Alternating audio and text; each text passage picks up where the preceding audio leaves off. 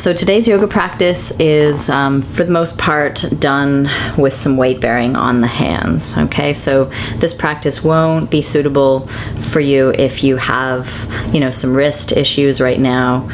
You might want to just do a different video.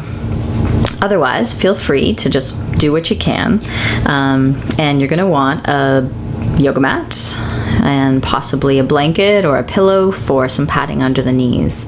If you've got a yoga block as well, that'll be good for starting in the first position. Okay, so come on down to the floor. So if you've got a couple yoga blocks, you can sit with the blocks between your feet like this. So you can put your blocks, maybe 2 blocks, or maybe just the 1 block. You can always turn the 1 block up to be a little higher, because this can be quite a bit of stretch in the ankles, in the knees, in the thigh muscles. So if you feel it already, come up on more height. If you know that this position for you just really does not ever feel comfortable, you can come into whatever comfortable seated position you want, whether it's cross-legged, sitting on the floor, or even sitting on the chair for the first few movements here. Okay, so I'm going to face you so you can see what I'm doing with my hands. What we're going to do is start out with a bit of wrist movement. So bring the palms in front of your shoulders, and as you push out through the hands, you're straightening the arms and you're drawing the fingers back towards you. Okay? And then you'll feel likely a stretch into the forearms, and just notice, do your arms rotate, and see if you can keep your elbows in shoulder width and keep your fingers pointing straight up, spreading the fingers gently, not to the point where you end up tensing so much into the hand though. So see if you can find that balance. And then you're going to bend at the wrists and curl the fingers around. So as you curl your fingers back towards you, you can kind of hook your thumb around your fingers, and you're going to feel more of the stretch here into the top of the forearm, into the top of the hand. So keep the wrist bent like that and pull back, bending the elbows. And then once again, stretch through the fingers, gently pushing out through the heels of the hands. So you can coordinate this with the breath. On each exhale, you can push forward through the palms, trying not to round the upper back as you do that. Each inhale, you can bend the wrist, curl the fingers back, and bring the hands back. Exhaling, pushing forward. Inhale as you bring it back. So try to minimize the movement in the shoulders as much as possible here, like the shoulder blades especially. And keeping the spine nice and long in the center while you find this movement just from the shoulders down to the fingers.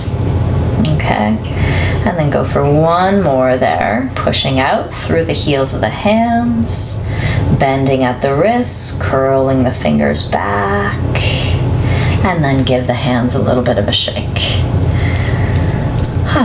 All right, and now interlace your fingers together and try to press the palms forward out in front of you. Breathe in as you stretch your arms up overhead. That's it. And try to find where it's comfortable in the shoulders. If the arms don't want to go straight up and down, you can keep them more in front of the head. And then with the exhale, sweep the arms wide and down. So the trickiest part here is each time we interlace the fingers, try to do it the opposite way that you just did. So other thumb on top, other baby finger on the outside. Breathing in, pushing forward and lifting up with the arms. Exhale as the arms sweep wide and down. Breathing in. Breathing out. Interlacing the opposite way, the awkward side here as you push forward and lift up. Try not to tense into the shoulders or the neck too much here. And again.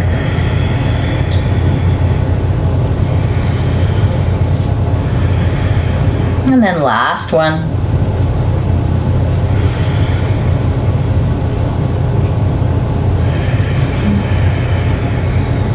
Okay, great. And then relax and shake it out into the shoulders, into the wrists, the elbows, nice and loosely. And then here, we're going to take the hands and interlace them behind the back to get more stretch into the front of the shoulders. So take the hands behind, interlace the fingers, and keep a little bit of a bend in the elbows like I have here. The elbows are bent, pointing more straight back, so that you can find most of the movement here in the shoulder blades. Okay, so feel your shoulder blades moving in closer towards the spine, so towards each other. And that way you're going to find a little more stretch into the front of the chest, the front of the shoulders. And again, just be sure that you haven't locked up into the elbows. So as you keep a little bit of a bend in the elbows, try to bring the arms a little bit further back, away from your body. And down through the knuckles. So the arms are gently reaching back and down without locking into the elbows. Notice if tension has crept into the neck and see if you can relax it. Sometimes it's helpful just to move the neck around a little, side to side. And then bring the neck in the center, chin parallel with the floor, so you've got lots of length through both sides of your neck, the front and the back. One more breath here. And then release it. Go for a few shoulder rolls, shoulder shrugs, up and back and down. And then interlace the fingers together once again in front of you, but this time the awkward way, so the other thumb on top, other baby finger on the outside. And we're going to push forward through the palms again, but this time we're going to let the movement come into the upper back. So as you push forward through the hands, you're letting your shoulder blades now move away from each other to feel more stretch now between the shoulder blades and into the upper back. So the upper back can round slightly here. So imagine you're getting as much space as possible between your chest and your hands. Keeping it comfortable though, where you can still breathe, letting the head rest and relax down a little bit. And try to feel how the breath moves easier into the backs of the lungs. Can you sense the breath there?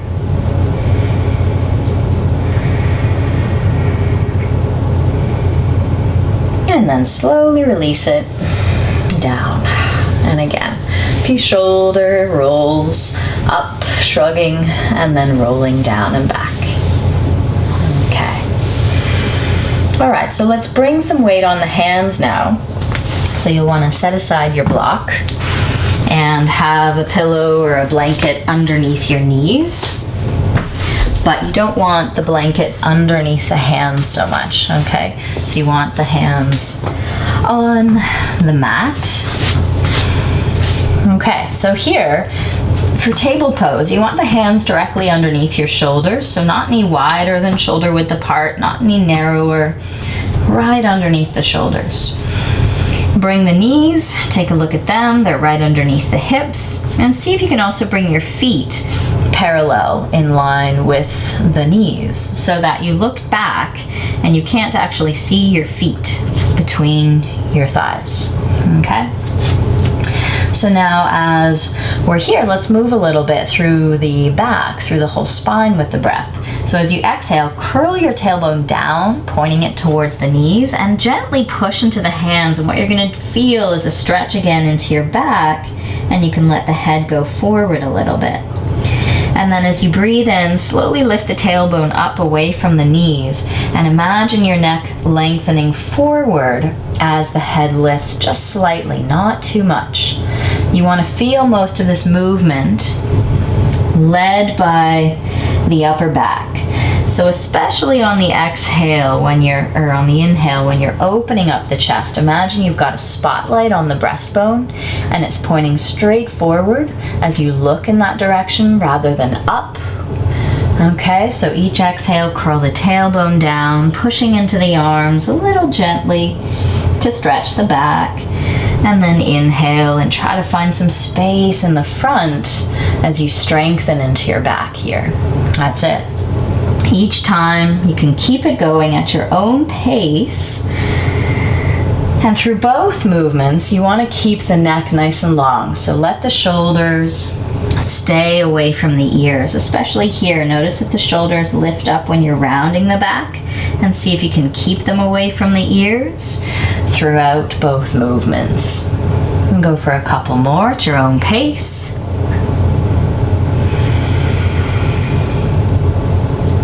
Okay, and then we're going to try to find more of a neutral spine. So rather than rounding the back like this in a cat tilt or arching it up the other way in a dog tilt, we're going to try to find the tailbone pointing straight back.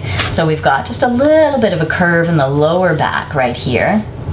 And at the same time, you can imagine the crown of your head is moving straight forward, just a tiny bit up through the crown, so that you're gazing towards the front of your mat, beyond your fingertips. Now we're going to fire up a little bit through the core here by stretching the right arm out to the side. Try to keep the shoulders balanced and level as you stretch your left leg back. The hips stay level. So you found some balance here. You can keep a little bit of support through the belly, drawing up and in through the lower ribs here too. And then let's move a little bit through this right arm. So as you inhale, stretch it straight back. As you exhale, take the arm out to the side and then swing it forward as long as that feels comfortable in the shoulder. Inhale as the arm sweeps back. Exhale as the arm sweeps out, and if it's comfortable, keep it going forward. One more. Feel the breath in as you swing the arm back. Feel the breath out as the arm goes forward. And stay here in this balance with the right arm forward, left leg back. It's not about how high you lift the limbs, because that'll often just bring too much tension in the low back. So keep the limbs just straight out from the center. Nice. And then lower down onto the hands and the knees, and feel free to give this left arm a little shake. Maybe an opposite stretch will feel good in the wrist if you bring the fingers to point back and try to bring the weight onto the back of the hand. Notice if this left shoulder has hiked up towards the ear. See if you can keep that left shoulder down your back. If you don't feel much of a stretch into your wrist or forearm, you can carefully lean the upper body back to increase the stretch. Just be super careful. Okay, come back onto both hands. Both hands right under the shoulders. And what we're going to do is keep the shoulders balanced. Start out with the left arm out to the side. So I'm not lifting the left arm any higher than the right one. Firing up some of the support in and up through the belly, through the lower ribs. And then stretch your right leg straight back. Try not to lift that right hip higher than the left one. Finding some balance. We'll move with the breath. Inhale the arm back, left arm reaches back. Exhale, the arm swings wide and goes forward. Breathing in as the arm swings wide and back. Everything else stays stable as the arm stretches forward. Last one, inhale, left arm back. Exhale, left arm forward, stay here. So the left arm you can imagine as an extension of the spine reaching forward through the crown of your head. And the right leg is an extension of the tailbone reaching back through that heel. One more breath here. All right, let it go. Come down and shake it out a little in that right arm, right wrist. Feel free to give that right wrist a bit of a stretch. Now each side is much different. We have a very large discrepancy here between hands. If you've got a much more dominant hand, as most people do. So be gentle, especially if this is your dominant hand. I feel it much differently in this arm. Notice if this right shoulder has come up. See if you can keep the shoulder down. And if it's comfortable, you lean the upper body back a little bit. Or if you're feeling too much of a stretch, you lean a little forward. Most of the weight is in my left hand, not my right hand right now.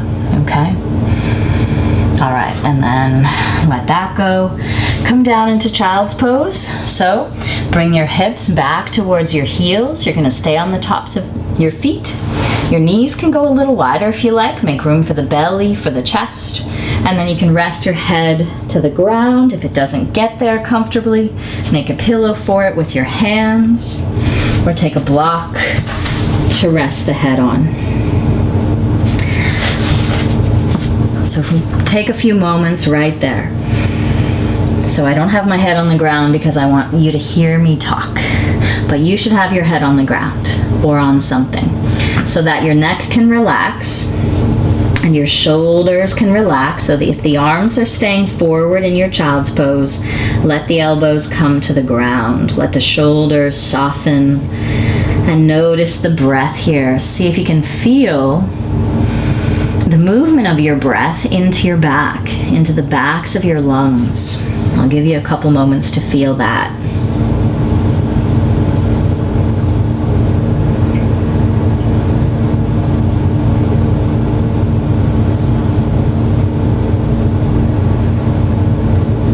Okay, and then come back up onto the hands and the knees. Knees directly underneath your hips. But what we're going to do is walk the hands further forward so that the arms are still straight, the palms are still firm into the mat, and your hips haven't come forward with your arms, okay? So you're trying to keep your hips right above your knees. Feet are going to stay on the floor, and as I press forward and down into my palms, what I'm trying to do here is rotate around my shoulders in order to bring my head to the mat. Now, if you've got super tight shoulders or little tight shoulders, I have very open shoulders, so you might not be able to get the head all the way to the floor, and this is why a block also comes in handy to rest the head onto, okay? If, in order to get the head down, you need to bring the elbows to the floor, see if you can bring something under your head to keep the elbows off. If you don't have anything, you can bring the elbows to the ground, okay? We're just looking for some length into the sides, like from the hands all the way back to the hips. Feel that strong, straight diagonal line from the hands, through the arms, through the spine, through the sides. Try not to let the lower ribs dump way down. You want to keep hugging them up and in a little bit so you're not going to strain the back. And just find one more breath. This is called puppy pose. Good stretch for the sides. And then slowly walk the hands back in towards you as you come back up onto the hands and the knees. Okay. All right. So once again, we're going to walk the hands a little bit forward of the shoulders, okay, but not quite as far as you just had them for puppy, okay? So hands just a few inches and maybe 2 inches in front of the shoulders here. And let's find a little bit of movement in the hips and in the shoulders. So come forward a little bit on the inhale, that's it, and then go back a bit on the exhale. So letting the hips go forward of the knees, feeling the weight more into the arms, and then letting the weight shift back and up through the hips, okay? So as you're doing this little bit of a rocking movement, try to notice if as you go back with your hips, if your shoulders lift like this, if the shoulder blades go up by the ears. So see if you can maintain some strength in the upper back to keep the shoulder blades down, and that way the neck stays long and you keep some support into the shoulders, into the back. So as you're bringing your hips back, the neck stays long away from the shoulders. Shoulder blades don't lift up to the ears, okay? All right, and then come back once again with the hips just slightly back of the knees, not down towards your feet, but still up quite a ways from the feet. And then you can curl your toes under. We're going to do some movement here with the breath. So we're not going to hold downward dog for very long. That's where we're going.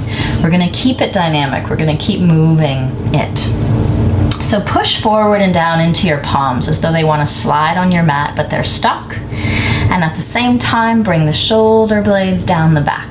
So feel some support into the arms as you slowly lift the knees and stretch up and back through the hips, down and back through the heels. So this is downward dog. Whether the heels are on the ground or not is irrelevant, okay? If we push the heels to the floor, that'll often just round the back, and we don't want that. We want to find some length in the spine up through the low back. So keep the knees as bent as you need them to stay to maintain that length in the spine. And that sense of length goes all the way down into the neck here, okay? So we're going to move with the breath. On each inhale, you're going to nice and slowly lower the knees down and bring yourself onto the hands and knees again.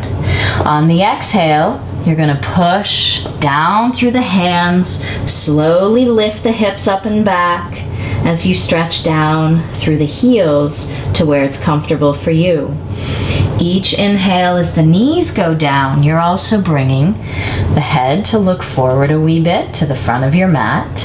And then each exhale, as the hips go back, the head releases between the upper arms. Good. Breathing in, lowering the knees. Bit of work for the feet here as well, as we're keeping the toes curled under. Exhale, press forward and down through the hands, lift up and back through the hips. Inhale, lower the knees, open up through the chest. That's it. Keep that length in the neck as you lift the hips and stretch down a little more through the heels. Let's go for one more. Inhale, knees to the floor. Exhale, pressing into the hands, lifting through the hips. And now let's hold downward dog for a couple breaths here. So just stay with me with the knees bent. And with your knees bent, nod the head gently no. If it's comfortable, do a few nods yes. And try to let the weight of your head rest and relax here between the arms, just hanging down from the shoulders. If you've got a lot of tension in your shoulders, sometimes it's good to actually bring more tension there by shrugging your shoulders up towards your ears and then doing the opposite, letting the shoulders move away from the ears, okay? So keep all that length that you've just found in the neck. As you keep your knees bent, see if you can find a little bit of lift up and back through your hips. So feel your hips lifting away from your head and away from your heels. And then if you can maintain all this length you've just found in the low back and stretch maybe a little further down through your heels, go for it. If you notice as soon as you do that, you round your back again, keep the knees as bent as you need them to stay. Feel one more breath wherever you can be. And then on your next inhale, lower the knees down to the floor again. You're probably feeling that in the arms. Take it back into child's pose. You can open the knees a little wider. For this child's pose, if it's comfortable, if you've got your head resting onto something, whether it's the ground or the block, you can take your arms back along your shins. So they're along the ground, arms are down. By your shins, palms face up, and that might bring you a little more relief there into the shoulders and the upper back. If it's more comfortable, though, to keep the arms forward, elbows stay bent, and just feel how the breath has changed now as you relax the forehead into the support under you. Feel the weight of the head soften into that support. Feel your breath begin to slow down and steady.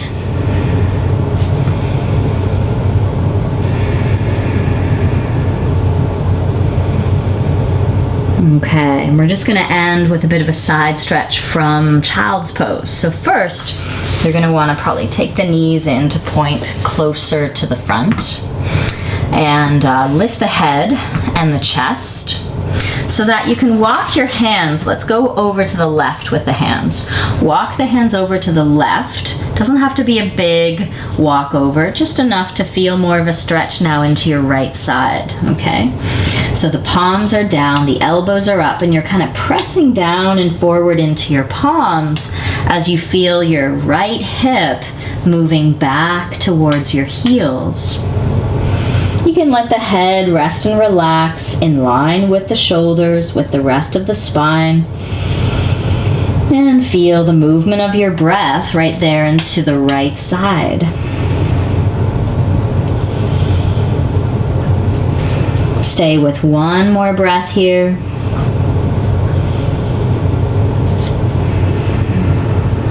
Good, and then walk the hands back and over to the right this time. So again, this side could feel a little tighter and you might not have to walk the hands quite as far, or it could be the opposite. So as you keep the palms kind of firm, pressing down into the mat, feel at the same time some stretch come into your left side. That left hip moves back and down towards the feet. And your head can rest and relax between the arms. Notice the breath, how it moves a little deeper now into your left side.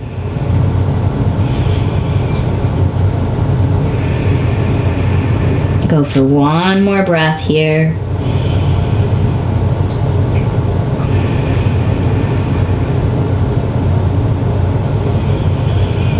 And then walk the hands back in. Shift over onto the bum so that you can stretch your legs out in front of you. And just give the legs a little bit of a shake. We've had them bent for a while, so it might feel good to straighten them now and just roll the legs in and out. And you can find a little bit of movement there in the ankles. Why don't we move the wrists as well at the same time, because we've done quite a bit of work. So circling the ankles and the wrists as you sit. And then in the opposite direction, do both ways. Nice. Hope you enjoyed today's practice. Enjoy the rest of your day. Namaste.